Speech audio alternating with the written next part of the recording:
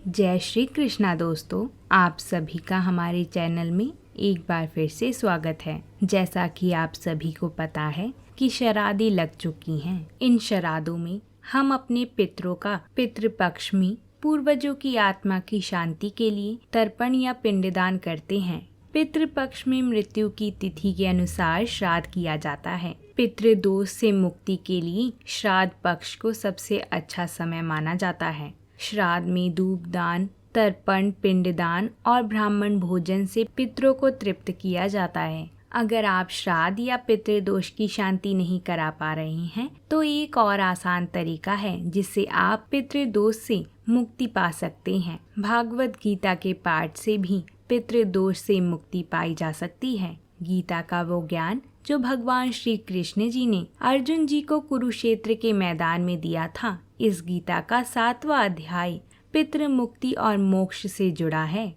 श्राद्ध पक्ष में गीता के 7वें अध्याय का पाठ किया जाता है। इस अध्याय का नाम है ज्ञान विज्ञान योग। इस अध्याय का पाठ श्राद्ध में जितना हो सके उतना करने का प्रयास करना चाहिए। इससे पितरों को तृप्ति मिलती है और ऐसी मान्यता है कि पितृदोष से भी मुक्ति मिलती है। आज की इस वीडियो में हम भागवत गीता का 7वें अध्याय का श्रवण करेंगे। साथ ही श्राद्ध की पौराणिक कथा को सुनेंगे, जिसे श्राद्ध के दिनों में सुनने का बड़ा ही महत्व बोला गया है। तो आइए अब हम शुरू करते हैं। भगवान श्री हरि की जय, भगवान शंकर की जय। एक समय भगवान शिव पार्वती माता से कहते हैं, हे पार्वती, अब मैं 7वें अध्याय का महात्म्य बतलाता हूँ, जिसे सुनकर कानों में अमृत राशि भर जाती है। पाटलिपुत्र नाम का एक दुर्गम नगर है, जिसका गोपुर बहुत ही ऊंचा है, यानी द्वार। उस नगर में शंकुकर्ण नाम का एक ब्राह्मण रहता है। उसने वैश्य वृत्ति का आश्रय लेकर बहुत धन कमाया, किंतु ना तो कभी पितरों का तर्पण किया और ना देवताओं का पूजन ही किया। वह धनोपार्जन में तत्पर होकर राजाओं को ही भोजन दिया करता था। एक समय की बात है, उस ब्राह्मण ने अपना चौथा विवाह करने के लिए पुत्रों और बंधुओं के साथ यात्रा की। मार्ग में आधी रात के समय जब वह सो रहा था, तब एक सर्प ने कहीं से आकर उसकी बाह में काट लिया। उसके काटते ही ऐसी अवस्था हो गई कि मणि, मंत्र और औषधि आदि से भी उसके शरीर की रक्षा असाध्य जान पड़ी। तत्पश्चात कुछ ही क्षणों में उसके प्राण पखेरु उड़ गए और वह प्रेत बन गया। फिर बहुत समय के बाद वह प्रेत सर्प योनि में उत्पन्न हुआ। उसका चित्त धन की वासना में बंधा हुआ था। उसने पूर्व वृतांतों को स्मरण करके सोचा, मैंने घर के बाहर करोड़ों की संख्या में अपना जो धन गाड़ रखा है, उससे इन पुत्रों को वंचित करके स्वयं ही इसकी रक्षा करूंगा। सांप की योनि से पीड़ित होकर पिता ने एक दिन स्वप्न में अपने पुत्रों के समक्ष आकर अपना मनोभाव बताया। तब उसके पुत्रों ने सवेरे उठकर बड़े विस्मय के साथ एक दूसरे से स्वप्न की बातें कहीं। उनमें से मंजिला पुत्र कुदाल हाथ में लिए घर से निकला और जहां उसके पिता सर्प योनि धारण करके रहते थे, उस स्थान पर गया। यद्यपि उसे धन के स्थान का ठीक पता नहीं था, तो भी उसने चिन्हों से उसका ठीक निश्चय कर लिया और लोभ बुद्धि से वहां पहुंचकर बाम्बी को खोदना आरंभ किया। तब उस बाम्बी से बड़ा भयानक सर्प प्रकट हुआ और बोला, ओ मूढ़, तू कौन है? किस लिए आया है? यह बिल क्यों खोद रहा है? किसने तुझे भेजा है? ये सारी बातें मेरे सामने बता। पुत्र कहता है, मैं आपका पुत्र हूँ, मेरा नाम शिव है। मैं रात्रि में देखे हुए स्वप्न से विस्मित होकर यहाँ का स्वर्ण लेने के लिए उत्साहित से आया हूँ। पुत्र की यह वाणी सुनकर वह सांप हंसता हुआ उच्च स्वर से इस प्रकार स्पष्ट वचन बोलता है, यदि तू मेरा पुत्र है तो मुझे शीघ्र ही बंधन से मुक्त कर दे। मैं अपने पूर्व जन्म के गाड़े हुए धन के लिए सर्प योनि में उत्पन्न हुआ हूँ। पुत्र कहता है, पिताजी आपकी मुक्ति कैसी होगी, इसका उपाय मुझे बताइए, क्योंकि मैं इस रात में सब लोगों को छोड़कर आपके पास आया हूँ। पिता बोला, बेटा गीता के अमृतमय 7वें अध्याय को छोड़कर मुझे मुक्त करने में तीर्थ दान, तप और यज्ञ भी सर्वथा समर्थ नहीं है। केवल गीता का 7वां अध्याय ही प्राणियों के जरा मृत्यु आदि दुखों का दूर करने वाला है। पुत्र, मेरे श्राद्ध के दिन गीता के 7वें अध्याय का पाठ करने वाले ब्राह्मण को श्रद्धा पूर्वक भोजन कराओ, इससे मेरी निसंदेह मुक्ति हो जाएगी। हे वत्स, अपनी शक्ति के अनुसार पूर्ण श्रद्धा के साथ वेद विद्या में प्रवीण अन्य ब्राह्मणों को भी भोजन कराना। सर्प योनि में पड़े हुए पिता के ये वचन सुनकर सभी पुत्रों ने उसकी आज्ञा अनुसार तथा उससे भी अधिक किया।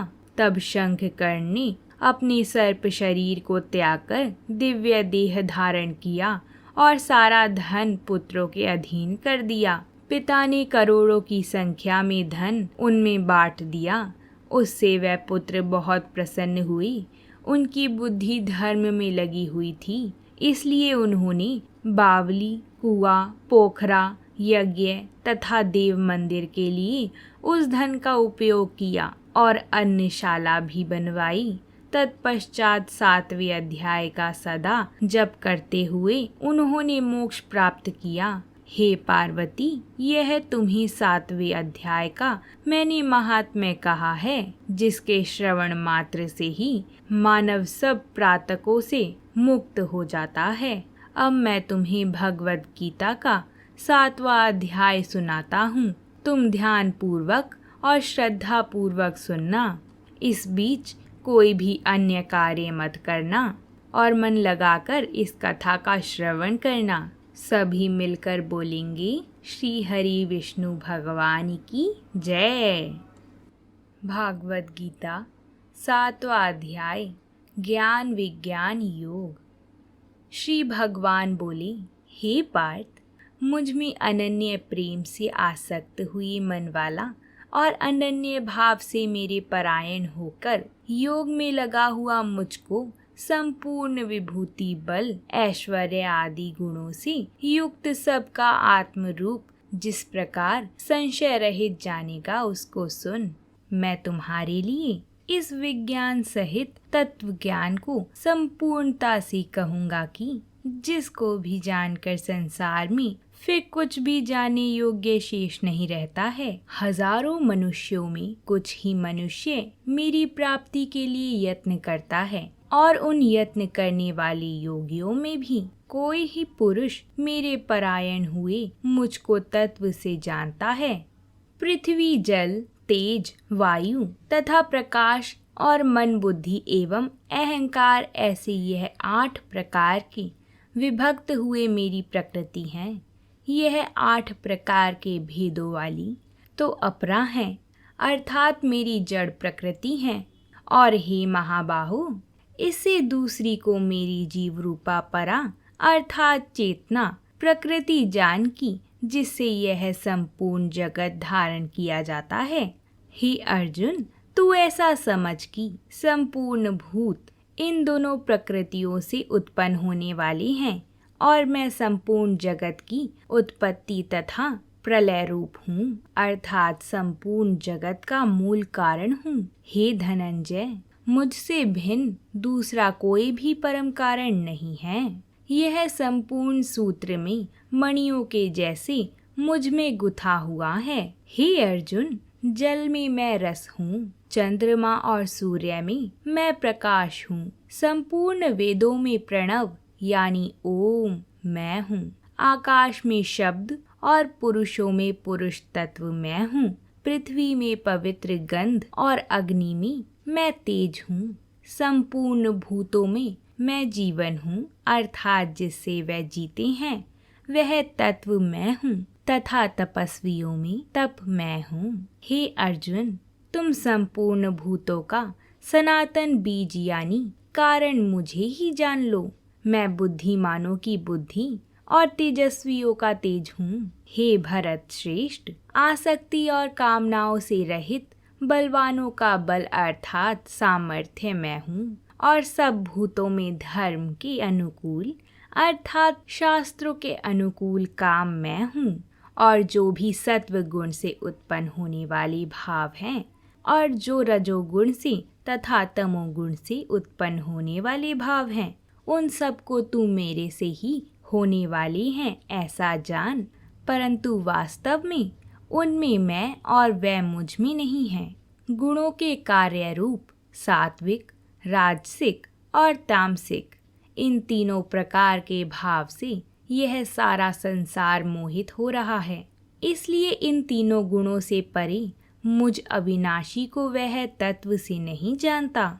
यह अलौकिक अर्थात अति अद्भुत त्रिगुणमयी मेरी माया बड़ी दुस्तर है, परंतु जो पुरुष केवल मुझको ही निरंतर भजते हैं वे इस माया को उल्लंघन कर जाते हैं अर्थात संसार से तर जाते हैं। माया के द्वारा हरे हुए ज्ञान वाले और असुरी स्वभाव को धारण किए हुए तथा मनुष्यों में नीच और दूषित कर्म करने वाले मूढ़ लोग मुझे नहीं भजते। हे भरतवंशियों में श्रेष्ठ अर्जुन, उत्तम कर्म वाले अर्थार्थी आर्त, जिज्ञासु और ज्ञानी ऐसे 4 प्रकार के भक्तजन मुझे भजते हैं। उनमें भी नित्य मुझ में एक ही भाव से स्थित हुआ है। अनन्य प्रेम भक्ति वाला ज्ञानी भक्त, क्योंकि मुझ में तत्व से जानने वाले ज्ञानी को मैं अत्यंत प्रिय हूँ और वह ज्ञानी मुझे अत्यंत प्रिय है।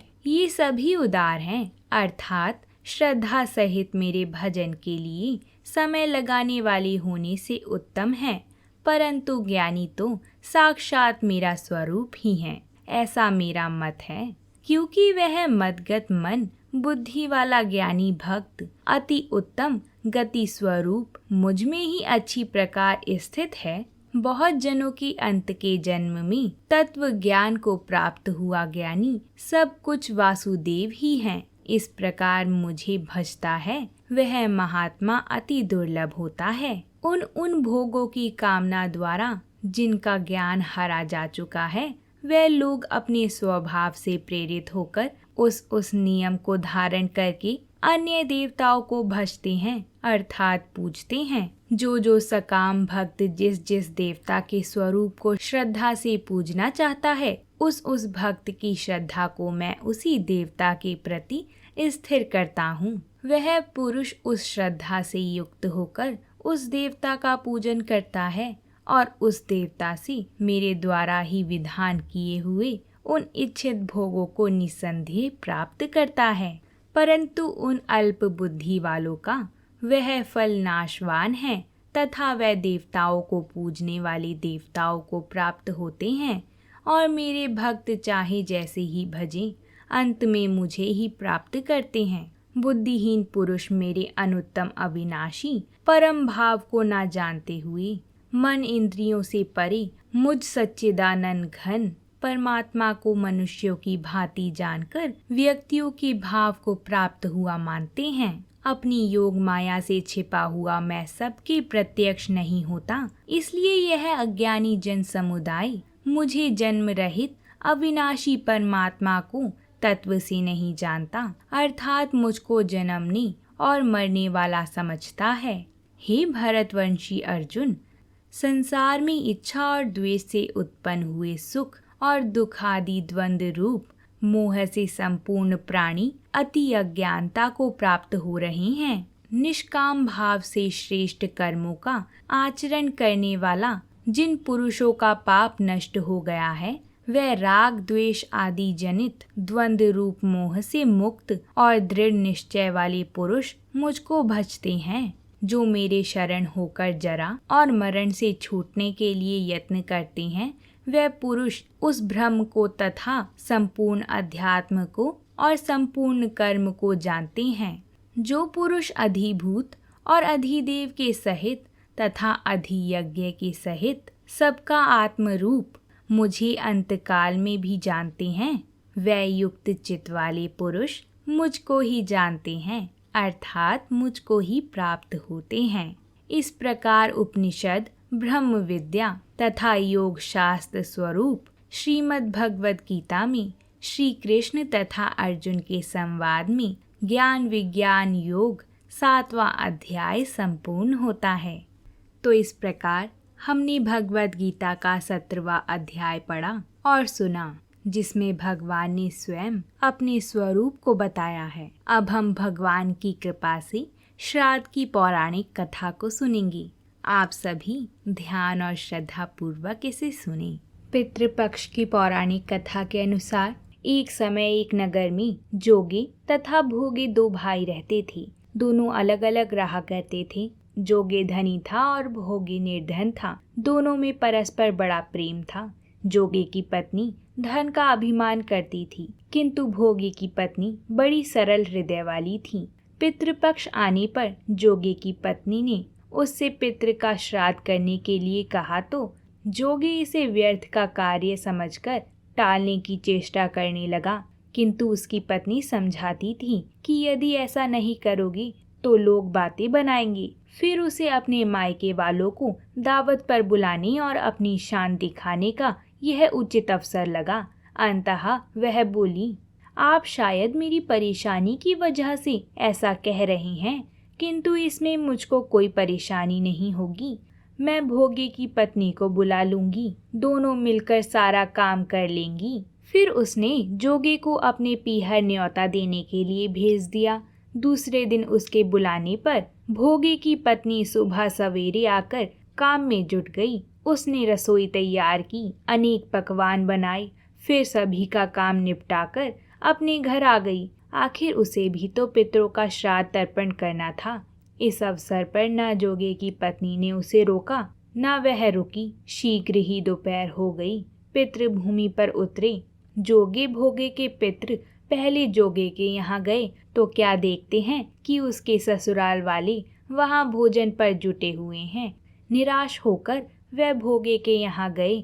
वहाँ क्या था, मात्र पितरों के नाम पर अग्यारी दे दी गई थी। पितरों ने उसकी राख चाटी और भूखे ही नदी के तट पर जा पहुँचे। थोड़ी देर में सारे पितर इकट्ठे हो गए और अपने अपने यहाँ के श्राद्धों की बड़ाई करने लगे। जोगे और भोगे के पितरों ने भी अपनी आप बीती सुनाई। फिर वह सोचने लगे कि अगर भोगे समर्थ होता तो शायद उन्हें भूखा ना रहना पड़ता, मगर भोगे के घर में तो 2 जून की रोटी भी खाने को नहीं थी। यही सोचकर उन्हें भोगे पर दया आ गई। अचानक वह नाच नाच कर गाने लगे, भोगे के घर धन हो जाए, भोगे के घर धन हो जाए, ऐसा कहने लगे। सांझ होने को हुई। भोगे के बच्चों को कुछ भी खाने को नहीं मिला था। उन्होंने माँ से कहा, भूख लगी है माँ।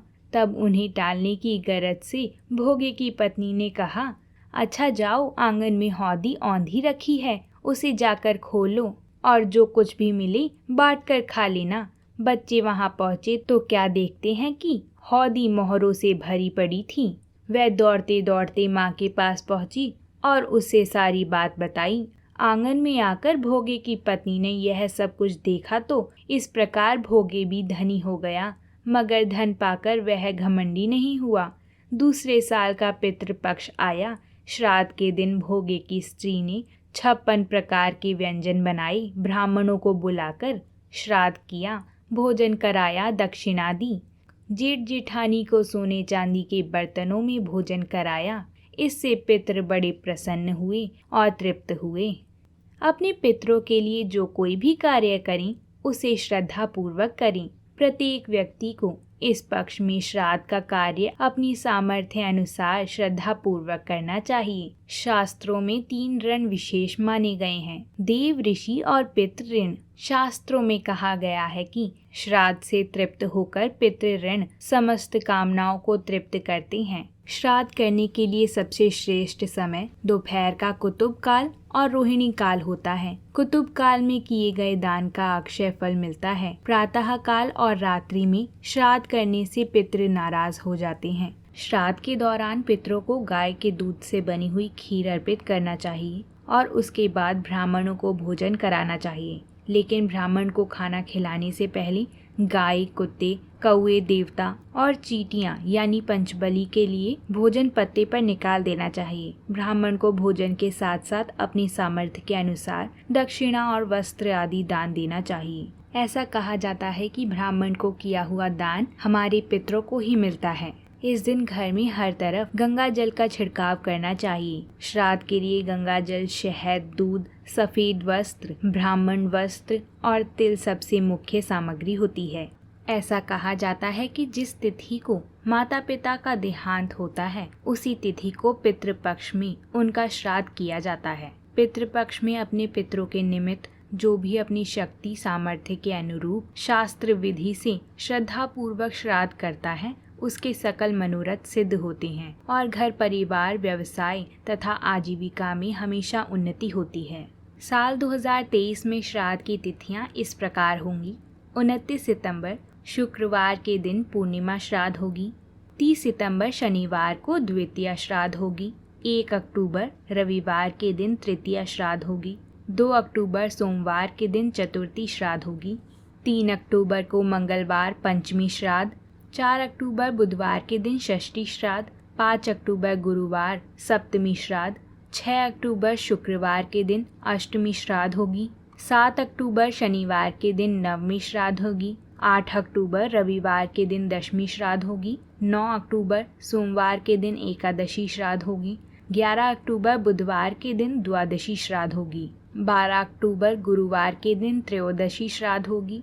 13 अक्टूबर को शुक्रवार के दिन चतुर्दशी श्राद्ध होगी। 14 अक्टूबर शनिवार को सर्वपितृ अमावस्या होगी, जिसके साथ साथ श्राद्ध पक्ष समाप्त हो जाएगा। अगर आपको ये वीडियो अच्छी लगे तो कमेंट में जय श्री हरि विष्णु ज़रूर लिखिएगा। इससे हमें आपके सहयोग का पता चलता है। साथ ही लाइक और अपने परिवारजनों के साथ ये वीडियो ज़रूर शेयर करें। और ऐसी ही व्रत से जुड़ी कथाओं के लिए और उनकी जानकारियों के लिए हमारे चैनल को ज़रूर सब्सक्राइब कर लें। हमारे चैनल पर रोज़ सुबह एक वीडियो आती है जिसमें आने वाली व्रतों से जुड़ी कथाएं और उनसे जुड़ी ज़रूरी जानकारियां होती हैं। अगर आप चाहें तो उन्हें भी जाकर देख सकते हैं। भगवान श्री हरि की जय। भगवान शंकर की जय।